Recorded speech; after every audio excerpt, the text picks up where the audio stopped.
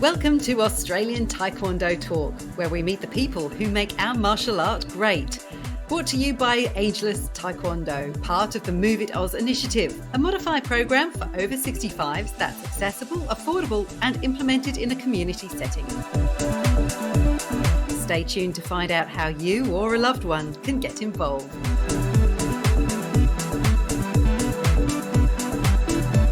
Reba Stewart is unquestionably one of Australia's most exciting full-contact Taekwondo prospects. The 18-year-old who competes out of Halls Taekwondo in Victoria has qualified for the Tokyo Olympics and has just been crowned a Victorian School Sports Awards Outstanding Sporting Achievement winner. She finished top 16 in last year's World Championships in Manchester and won big at the Oceanias in Tahiti. But she's also a committed student, piano player, and is famous in Taekwondo circles for being humble and hardworking. Welcome to Australian Taekwondo Talk, Reba. Hello, it's great to be here. Thank you so much. I want to start at a time when you were really hurting. The Oceania Championships. It was in beautiful Tahiti, but you weren't on a holiday. What do you remember of that tournament? The biggest thing I remember is probably the heat. Always above 30 degrees and the humidity was above 90%. And we were competing in this little tin shed kind of thing. It was not like a glamorous stadium that, a lot of us are used to. So very different to what I was used to for sure. When people think of Tahiti, they think of beautiful villas over the water and tropical sunsets, but at a sporting competition level, it can be pretty raw. And as you say, there's no relief. The heat's one thing, the humidity's another, right? Yeah, and where we were staying was really beautiful and, there was beaches and it was amazing. But as soon as you get into comp mode and you got to focus on your fighting, it's a completely different atmosphere and you got to try and focus on staying as cool as possible and not letting the heat get to you, because there were a lot of people that day that suffered from heat stroke. And you had a brutal draw too. Yeah, so we had two competitions across the 2 days. So there was the President's Cup and then the Oceania Championships. And I'm pretty sure there was a day in between, but it was a very hard thing to do, was to back it up over such a short amount of time. And yeah, I got the first day I was fighting, I came home with a silver, which wasn't what I'd hoped for, but I backed it up the next few days and came out with gold, which I was very happy with. And yeah, I had a lot of fights as well, which was not ideal, but I pushed through it. What did you learn about yourself through that process? I learned that I remember one of the fights, the fight that I lost the day or the few days before, I came up against that girl again, the first fight I had. And I remember it was a very, very tough fight. She was from the home country, so she was from Tahiti, and the entire crowd was going for her, and I could not hear myself think. The crowd was so loud and I couldn't hear my coach, and it was just a very different experience for me. And I just thought to myself, I just got to get through it. All I have to do is just try and listen to my coach, just stay focused and do what I know best. Because, at the end of the day, she's just another person on the mat and she's just another fighter. She's in blue and I'm in red. So that fight went to golden point actually, and it went down to the final seconds and no one knew who was going to win. I didn't even know that I had won in the last few seconds. And yeah, it was just a very good moment. It was one of my best wins, I think, because of just how much just the atmosphere it was and just how much how hard I was working in that fight as well. It was just a very good win. It's one of those really counterintuitive lessons to learn, isn't it, in competition, that sometimes, well, first of all, the worst experiences, if you come through them, feel the best because you've overcome the biggest challenges, but also how you grow from getting out of your comfort zone. Yeah, exactly. I just knew the best way to learn is when you are in the hardest situations and the most uncomfortable situations. And it is a bonus when you do well in those situations. Like I know myself, like sometimes I don't do well in those situations, and I still learn, but coming out like that was I was very happy.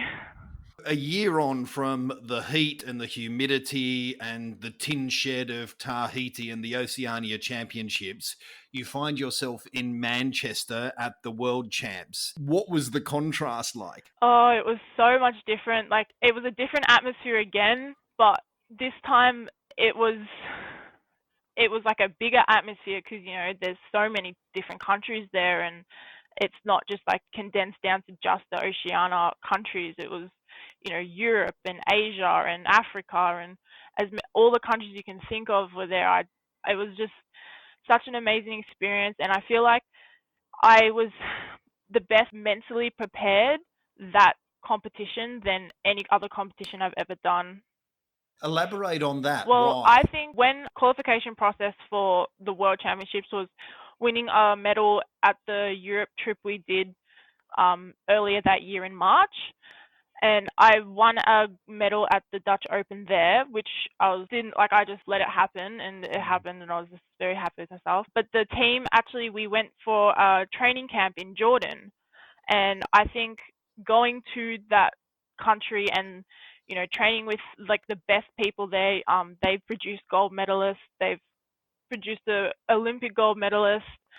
Going there and learning how they fight and like learning how they train and just training with them was just so good. And I think it kind of boosted my confidence a bit. And when I got back, I was, really happy and felt so good about myself. And when I got to the World Championships, I was just happy to be there, and I was just, just trust your training. Like you've done all the hard work, and all I had to do was focus on my mental side at that moment. Because what I think, and like my coach has always told me, is when you get to competition, it's 90% mindset and only 10% physical, because you've done the hard work. All you got to do is work on the mindset now. As you're standing on the edge of the mat and they're announcing that you're about to fight, what's the self-talk? What's happening between your ears? I try and take in the surroundings, everything that's happening around me, because then when I'm in the fight, I can just focus on the fight, and I don't have to I don't get like distracted or lose focus or anything like that. So I just look around look around where I am, the stadium, like what the mats look like, and I just think to myself, I deserve to be here, and I'm just as good as the other person on the mat. Like you never know like what they're going through and like how nervous they are. They're probably just as nervous.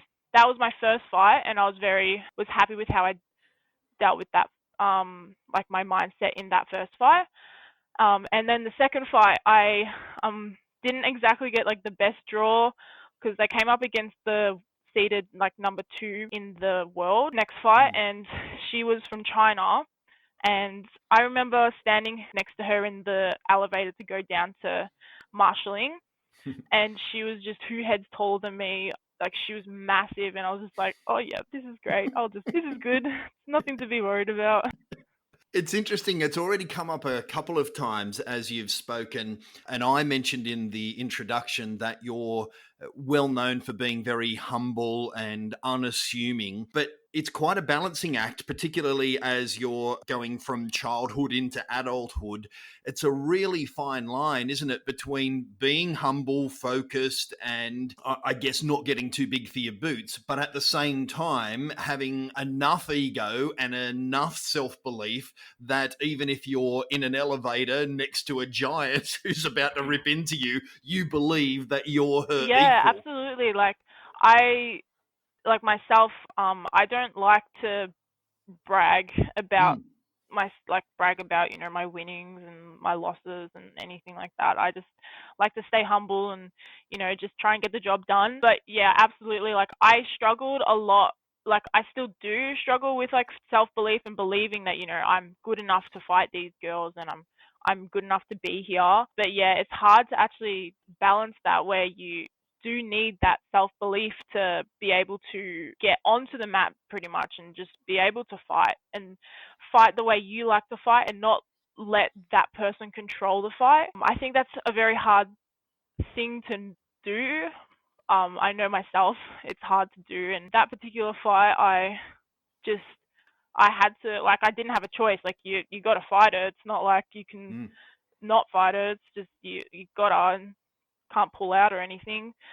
So I was there, and I just had to try and accept the fact that I'm fighting this girl, and it's okay. It's good. It's a good thing that I'm fighting this girl. It's good that I'm fighting her like this early on, and fighting her made me like realize like this is what I need to work on, and this is how these girls are at the top of their game. Like, this is what they do. And it was just really good to actually fight a girl that is at the top of her game, and at the top of the division. The World Championships were in 2019, and in many ways, Reba, 2019 was the best and worst year of your life in some ways. It was certainly the most challenging year of your life. You were trying to balance school commitments. You were trying to compete at the highest level. There was an Olympics on the horizon. Well, yeah, 2019 was definitely a very challenging year. It was my final year of school, so I was doing year 12 VCE.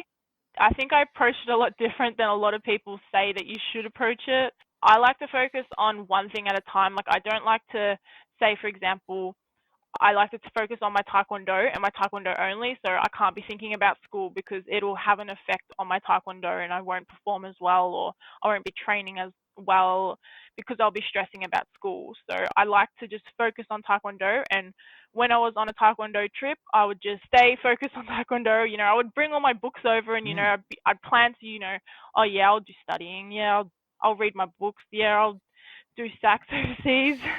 I don't think I touched books like maybe once or twice in maybe 2 weeks. Maybe did it on the plane a little bit. But yeah, I like to focus on Taekwondo mostly and just keep my head in the game, so I didn't have to stress about school. So when I got back to Australia, I would stress about school then and just deal with it then. Yeah, because you were away for something like 3 months over the course of the year, Yeah, right? I was away a lot. I actually didn't realize how much I was away until I looked back on the whole year, and I was like, oh, okay, that's a very long time I was away. But it was separated throughout the whole year. And once I got closer to exams, I realized like I had to, for myself, I really wanted to, achieve a good ATAR and do well in school. So I sort of backed off a little bit in the competitions and started focusing more on my studies. I did, though, go to the Paris Open, which was straight after my last exam, and I hopped on a plane and flew straight over, and I fought horribly. It was probably one of my worst fights I'd ever fought in a very long time, and I just knew then that, you can't just go overseas or go to a competition and not have the appropriate preparation and training for it and just expect to do well. And it was very good learning. Like, I learned a lot in that competition. Like, I knew I wasn't ready, and I was very nervous for that comp because I knew I wasn't as good as I was before I'd like started, like before I was studying, because I was studying for like days, like every day, and I was sitting down for hours at a time. So yeah, to go over there and get smashed, it wasn't the best way to end the year because I had such an successful year, and I was very happy with my whole year. To end like that wasn't my most ideal way, but I'm glad I did it because I knew if I hadn't have done it, I wouldn't have realized that, and it made me more hungry to prepare better and train more. And while it came at some Taekwondo cost, you actually got a really successful Yeah, ATAR.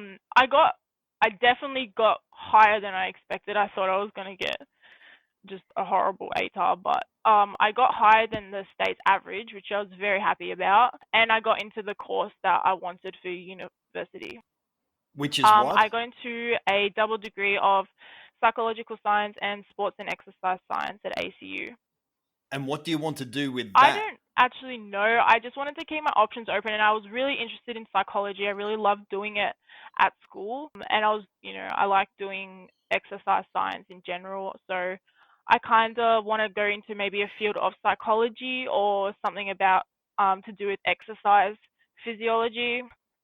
And it really does combine the two critical elements that we've already discussed about Taekwondo success, and that is the physical preparation, the mental preparation, and how you manage the interface between the two. Essentially, whether you're on or off the mat or at a university lecture, you're going to be focusing in many of the same Yeah, areas. absolutely. And I'd always wanted to know what the psychology is behind athletes and how, our brains work and how the Olympians that win gold medals, how they do it. And it really interests me on how we deal with our mind and in those like high pressure situations. Speaking of dealing with your mind, how are you dealing with the fact of will you or won't you be going to the Olympics and when that might be? How are you managing that? Yeah, it actually wasn't in my plan to go to these specific Olympics. I was planning for 2024, but the opportunity came up and they chose me to go to the Oceania qualifications to win the quota spot for Australia. And I went there and I got the job done, which I was very happy and proud of myself for doing. It was the first comp of the year as well, so I was very happy with the way I performed. Like, it wasn't my best performance, but to start off the year, it was like a good fight, I think. Uh, yeah, and then, COVID came along and cancelled the Olympics and been delayed a year. So I think they've delayed the nomination process, which is like who's going to go. Although they will still keep the division, so my division, which is plus 67, they still will keep that. And then, yeah, I'm not sure on the whole everything that's going on with that whole thing. I'm just going to focus on my training and try and prepare the best I can for whenever our next comp is, whoever knows when that is. And how are you I've doing that? converted my living room into a kind of little mini dojang. Like, I've got mats down and I've got some weights, bikes and some kicking pads, which I've been very lucky to be given by like my school, which helped me, school I was at last year at Marby. So I was very lucky to have that. And, I've got a home gym program from the VIS that I've been working on, and I've been doing live like Zoom classes with my club, which has helped a lot because it's hard to, self-motivate all the time. So it's good to, be able to see other people doing it and, you can give yourself more motivation to work harder. And yeah, I just keep going back to, I could be going to the Olympics next year. Like, this is a real possibility for me. Like, so I just think about that and just try and work as hard as I can in these uncertain times. You just mentioned the family room, you mentioned your school supporting you, you mentioned your club supporting you. Even though this is an individual sport, support is critical if you're going to succeed. 100%, especially because it's an individual sport. It's because you're not like in a team and you don't have that kind of, if you're in a basketball team, you have like a whole team there and you can focus on like everyone and work a lot more as a team. But yeah, the support system that I have, I think, is I'm so lucky to have. Like, my parents have supported me since day one.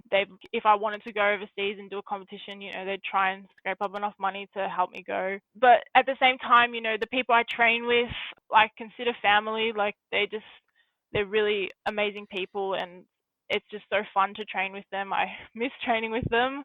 Yeah, Mm. and having my school support me, like, they supported me through year 12 as well, because I would come back from a trip and, I'd have 2 days to study for a SAC or something, and they'd be like, no, it's okay, we can delay it a week for you and you can have more time to study, which I was very, very grateful for because I left Yeah. everything to the last minute. So yeah, I was grateful for my school support, and yeah, my clubs supported me since day one. They've helped me through.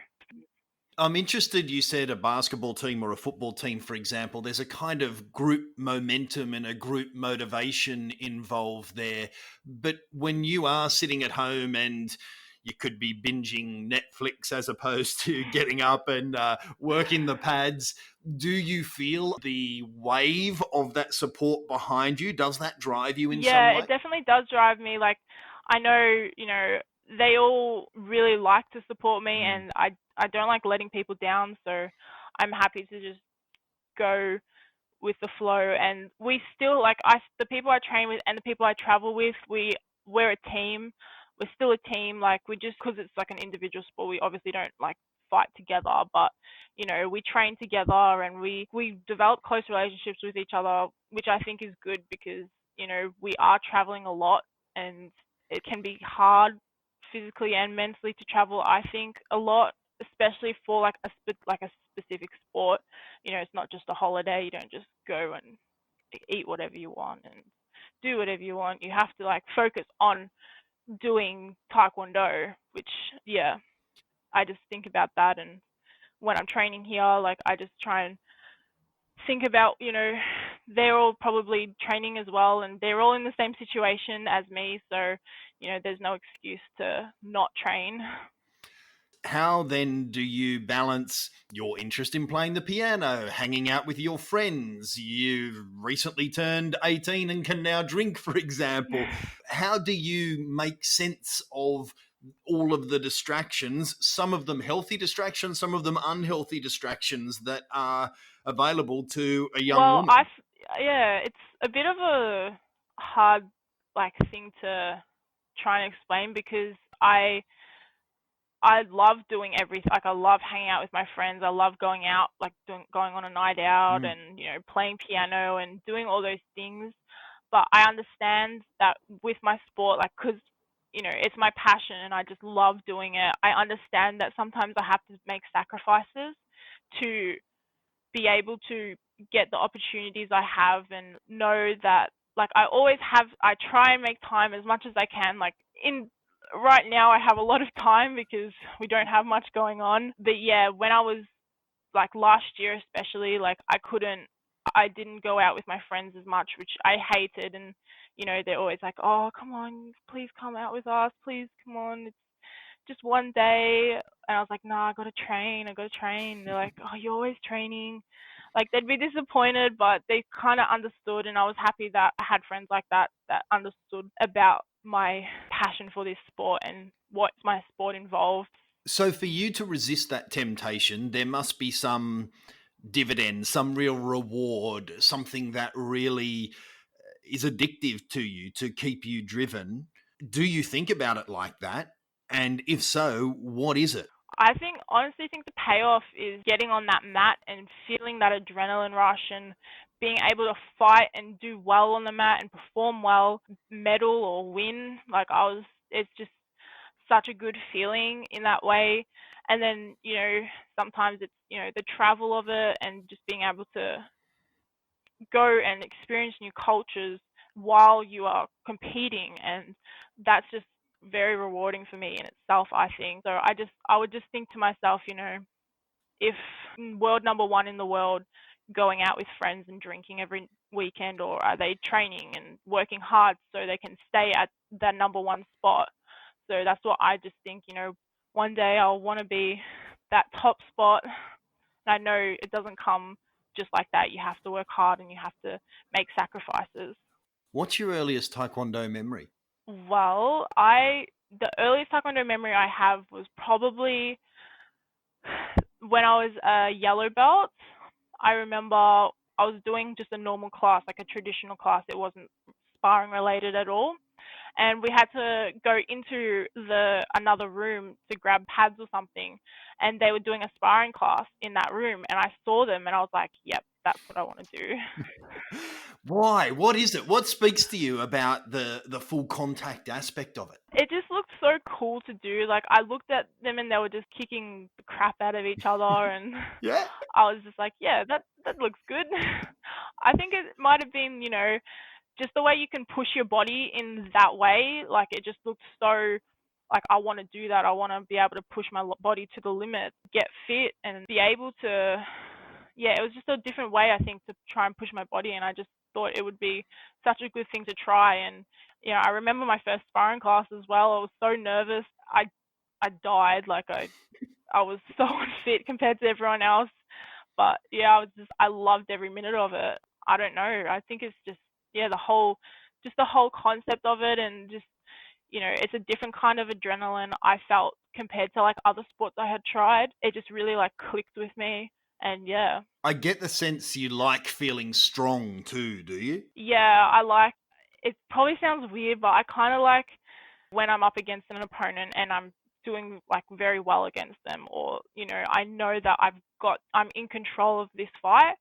That's what I like the most, is being in control, and I'm sort of a control freak, so I think that helps in a sense. Like, if I'm in control of a fight, I know I've got it in the bag, and I've got more confidence to take the win from that person because I'm in control of the fight. Like, you got to control the fight your own way, so you got to fight the way you fight and not let them take you down to their tempo, or let them control the fight. So yeah, I think it was probably the control part that really made me feel good. I love that answer. You're still so young, and there's still so many magical moments yet to be written. There is so much excitement about what the future holds for you. But if you went back and spoke to that little yellow belt who stuck her head in that room for the first time, knowing what you do now, having done what you have done now, what would you tell her? I would just tell her, just give it a go. You never know what might happen, what opportunities may arise. I always never thought of like winning could get me anywhere. Like, I just thought of the winning, and I'd be like, yes, I can do this, just like try and win. And maybe like, I remember Australian Open, the very first Australian Open I did, I was still a cadet, and I'd just become a black belt, and I was just planning on trying to win that competition. But if I won, I had the opportunity to go to Korea to the World Cadet Championships, and I won, and I was just so happy that I'd won. I hadn't even thought about, like, I could be going to Korea, I could be competing overseas for the first time in my life. And yeah, so I would have just told her, just keep going. And it is such a rewarding sport, I think, in a way. You work hard and do it because you love it, not because you have to do it. I know I will, and I bet a lot of people who are listening will as well, as we're sitting binging Netflix and the screen comes up and asks, are we still watching? I will be thinking of you. Yeah, don't worry, I've been binging. No, don't burst my illusions. I will be imagining you in the family room, punching it out, staying fit, keeping Tokyo on your mind, and making sure that you are the very best version of yourself come the other side of this thing. We are so proud of you. I'm so excited to see what happens for your future. You are a fine young Australian and a real ornament to this sport. So stay humble, stay focused, keep doing what you're doing because it's working really well for you. And thanks for being a part of Australian Taekwondo Talk. No worries. I loved it. It was really good to do. Thank you so much. Now let's learn more about Ageless Taekwondo, part of the Move It Oz initiative. At this point, each episode of Australian Taekwondo Talk, we take a moment to dig a little deeper into Ageless Taekwondo, how it works, what it offers, and how you can become involved. And we do that with Australian Taekwondo's participation manager, Ben Exton. Hi, Ben. Hey, Aaron. How you going? Yeah, good, thank you. In this episode, we would like to talk about how Taekwondo has been specifically augmented, designed, adapted for the needs of older Australians, and indeed the various needs of older Australians, because it differs between men and women. It differs depending what age you are. So let's walk through that a little if we can. First of all, the idea of exercise in older age. What compelling arguments do we have that it still matters? Well, yeah, there's a few arguments for it. You're never too late to get back into exercise, no matter what your age is. Some people might think that, I'm 70, I'm not going to get a benefit anymore, but your body still responds to an exercise stimulus really well. And I think we mentioned on the previous episode, like females, as they grow older, they lose a lot of bone mineral density, which puts them at risk of fractures. And then if they fall as well, then they're at a even greater risk of breaking their hip or something like that. And then once that happens, then they can't do any activity at all. And for men, it's a loss of lean muscle mass happens. It happens even if you exercise, but you can really stall the effects of it just with simple training. So getting into those two things through modified Taekwondo can really help with that. And then just learning new movements to keep your brain nice and fresh and young is something that the Aegis Taekwondo program can do as well. I know that you talk about loss of complexity. Can you explain that concept and why Taekwondo addresses that in a way that, say, lifting weights at the gym does not? Yeah, when we refer to that, movement complexity is something that for people who don't keep up with exercise and learning new movements as they grow older becomes a real risk. Taekwondo, compared to other fitness modalities like lifting weights at the gym, is good for you, but you're not challenging your agility or coordination. So your brain is always developing and reinforcing neural pathways. So if we talk about falls prevention, if you are consistently working on your reflexes and learning new movements and things like that, then if, for example, you trip over, your brain is functioning at a better rate that you might catch yourself and respond with your reflexes. If you're not working on those kind of things, then someone in that age bracket might trip and fall, and their brain's not functioning at a fast enough rate that they might catch themselves. So Ageless Taekwondo and Taekwondo more generally, if you're learning patterns, if you're doing bag work, if you're doing punching, things like that, your brain is working on its reflexes and things like that to keep it nice and healthy as we grow older. So it's kind of a risk management kind of an activity, as well as just, I think these kind of activities give older people a lot more confidence in their day-to-day activities. Is that an investment in the future as well? Because, for example, if I'm 66, 67, I might still be in really good physical shape or still looking after myself, and falls might be a concern for a decade away. But is it worth me investing in this at this point in life? Oh, definitely. Yeah, definitely. I mean, it's better to get into it now and start the brain's process of learning new patterns and firing together new neurons. You know, there's a saying in the exercise science world and the neuroscience world that neurons that fire together wire together. So if you're firing new neurons that learn new patterns and improving your reflexes now, then those neurons are going to wire together for the future as well.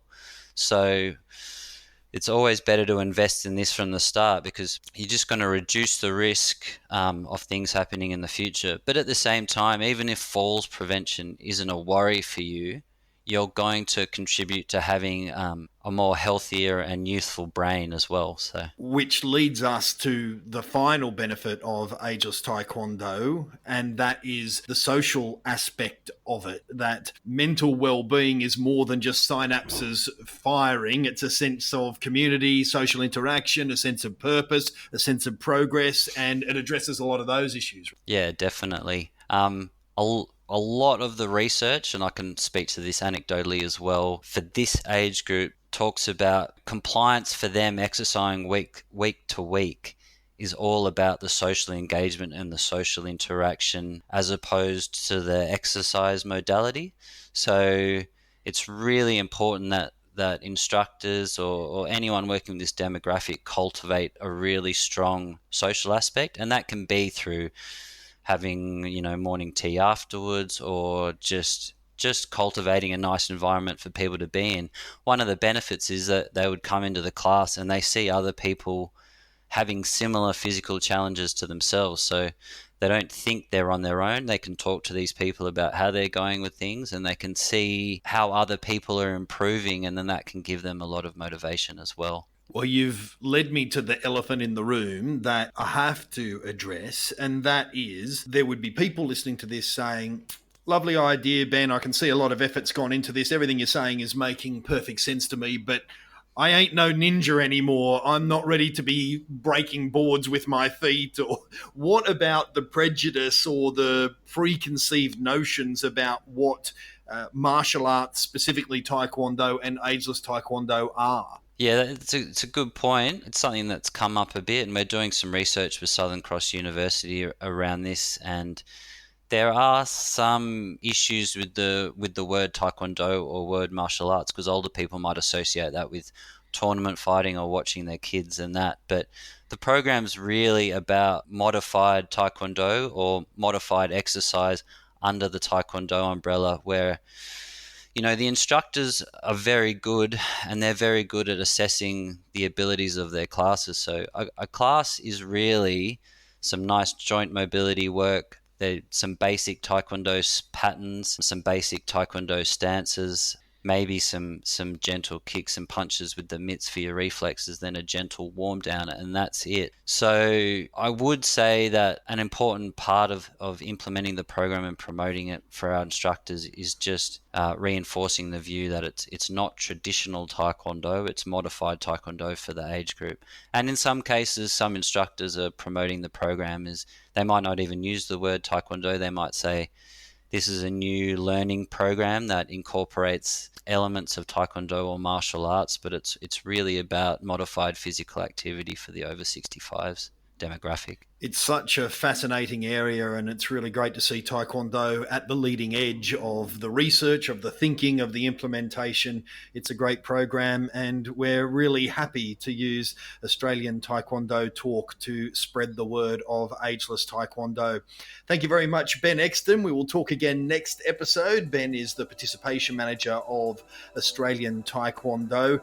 Thank you for listening to Australian Taekwondo Talk. You can get us via all your favorite podcast platforms. We're on iTunes, we're on Spotify. You can search us up on Red Circle, and if you subscribe, then we'll automatically turn up in your phone or your other streaming device without you even having to think about it. If you do like it and you would like to support it, then by all means give it a rating or a review, because that makes it easier for other people to find Taekwondo Talk and all of the good things that our martial art has to offer. We'll see you next episode. For more information on how you can get involved with Ageless Taekwondo and a whole lot more, head to ostkd.com.au. Follow us on Facebook and Instagram too. Thanks for being a part of Australian Taekwondo Talk.